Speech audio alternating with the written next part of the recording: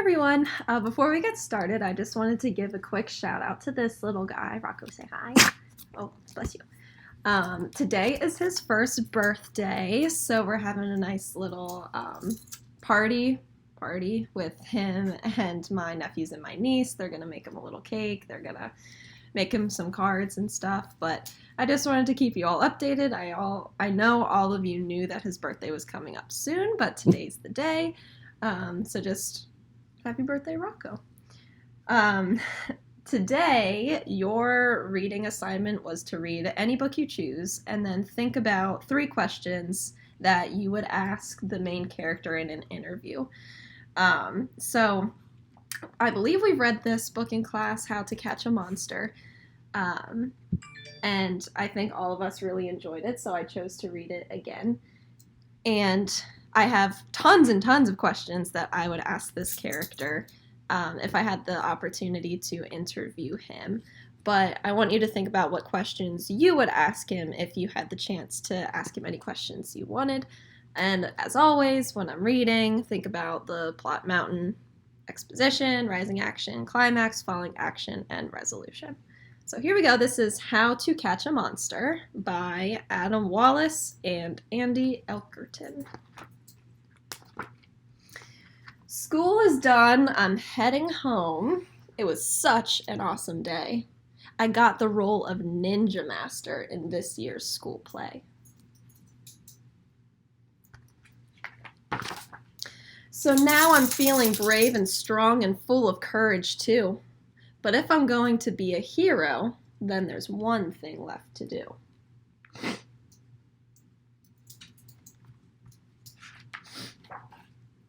See, there's a monster in my closet with claws and teeth and hair, and tonight I'm going to scare him. He lives just right through there.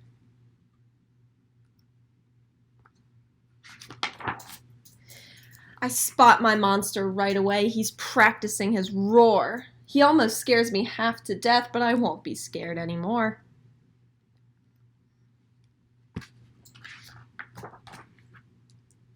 I reach into my bag of tricks and pull out my first trap. I'll catch my monster right away. It'll be a snap.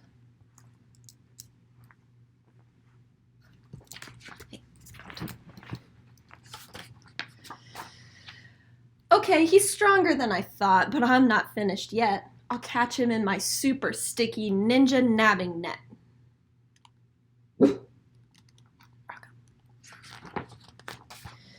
Ah, he just escaped again, but my next trap will not miss. I'll give him every trick I've got. He won't get out of this. I stare at him and he stares back. His monster eyes look sad. I'm sorry, friend, I really am. Oh, please just don't be mad. Rocco, stop. I never meant to scare you. I did it by mistake. It's hard to play when you're asleep. I want you wide awake.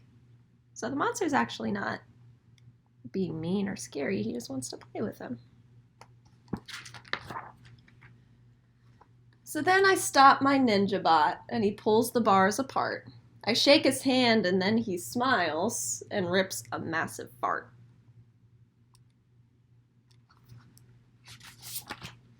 That's how we say hello, my friend. We do it all the time. Just take a whiff. You'll see it smells like strawberries and lime.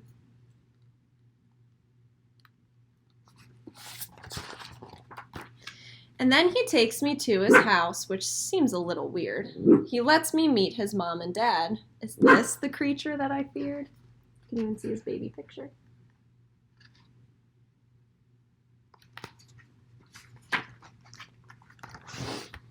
We play for hours and have such fun and eat volcano pie. And when he throws me in the air, he throws me really high.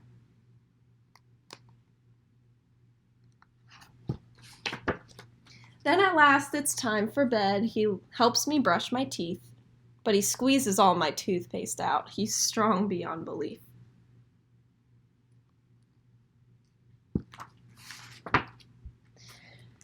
The night is done and Mom comes in to tuck me nice and tight. I'm glad I'm feeling safe and sound. It's time to say goodnight. And then the monster says good night. The end. So we read that book in class to kind of learn the lesson of you shouldn't judge people based on how you might think that they're acting, or how you might think that they would act, or if you just have a quick judgment on them, it might not be right. So it's always best to get to know somebody before you judge them, or before you make an assumption about what they're going to be like, because they could surprise you and they could end up being one of your really good friends. So the 3 questions that I would ask the main character is, 1, does he hang out with the monster again? And if he does, what kind of things do they do? Do they play games? Do they make food? Do they go to school in Monsterland? I don't know. I would be very curious and interested to see what they do together the second time. I would also ask him, how did the school play go? I know he probably went into it at first really excited to be this crazy ninja who fights all these bad guys, but maybe now he kind of thinks a little bit differently about what it means to be a ninja, because he is kind of realizing that not all these bad guys are actually bad guys. So the second question would be, how did the play go?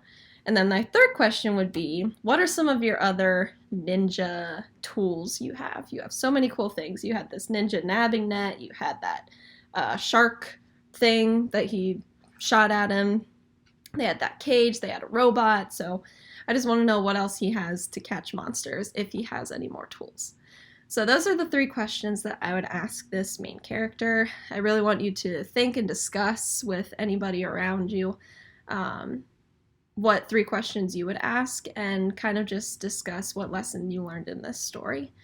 So I really hope you enjoyed that book. I will be back again tomorrow to read another book to you.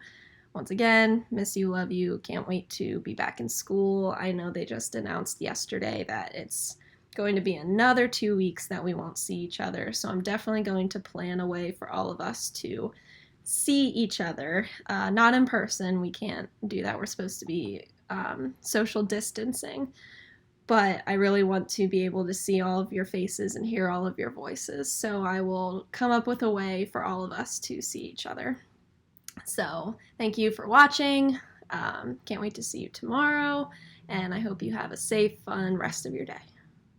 Right, so our math problem of the day is, again, a 2-step word problem. And it's, like I said, last time we had a 2-step word problem, it's really, really important to read the whole question, really understand what the whole question is asking you before you just jump in and try to solve it. So the question is, Parker has 34 baseball cards to share with his friends. He dropped 2 of them on his way to school. And if he shares the rest of his cards with his 4 friends, how many cards will each friend receive? This sounds really crazy and confusing and complicated, but it's really not if you just sit and think. So in my head, I'm picturing this boy, Parker, who's walking to school, and he has 34 baseball cards. Now it says on his way to school, he drops 2 of them. So I know if I drop something and I leave it there on the ground, I'm not getting any more cards, I'm actually losing them. So I know that I'm going to be subtracting or taking away 2 of those cards. Now 4 minus 2 is 2, and 3 minus nothing is 3. Now that's great, we did 1 step of our problem, but there's so much more to this story that we can't just stop there. We have to really keep thinking about what the question's asking. So now he gets to school. If he shares the rest of his cards with 4 friends, so he has 32 cards left after dropping 2 of them, and he has 1, 2, 3, 4 friends that want to share all of those cards. Now some of you might be thinking, well, 32 times 4, 32, 32, 32, 32. But that doesn't make sense. 32 is our total. That's the thing that we are splitting into 4 equal groups. So this is going to be a division problem. We're going to take our total 32 and divide it into 4 groups. Now, there are tons of division strategies that we have talked about in class. Some of you like this circle and dot strategy. Some of you like a number line strategy. Some of you like the array strategy. So I'm just going to pick one strategy. This one is my personal favorite because it helps my brain. My brain just works this way. But if this is not how your brain works, don't use this strategy because it'll kind of confuse you and it'll make you maybe make a mistake. I want you to use the strategy that we've talked about in class that works best for you.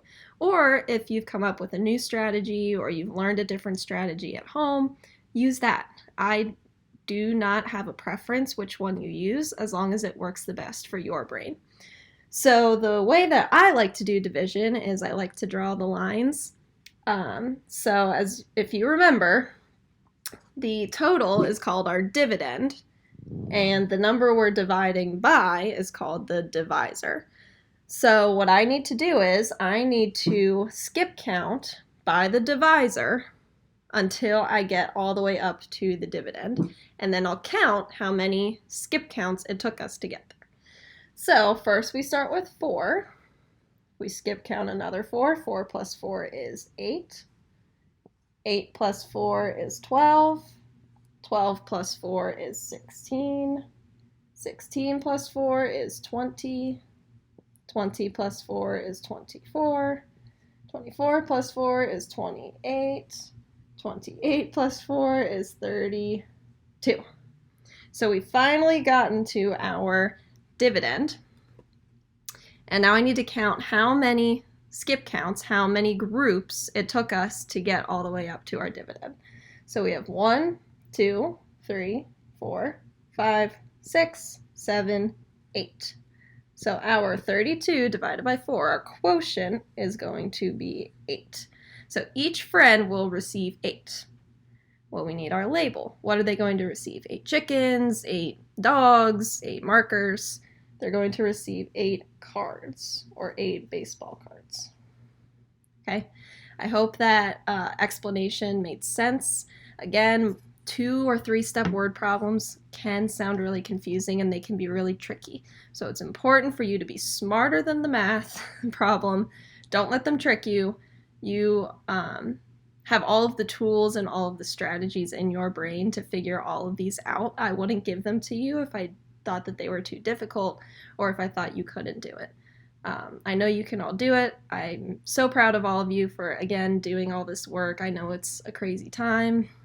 It's a little uncertain, but I'm really, really happy and proud of all of you for putting your best effort in. So keep on doing it. I'll see you tomorrow for our next read aloud and problem of the day, and I hope you have a great rest of your day.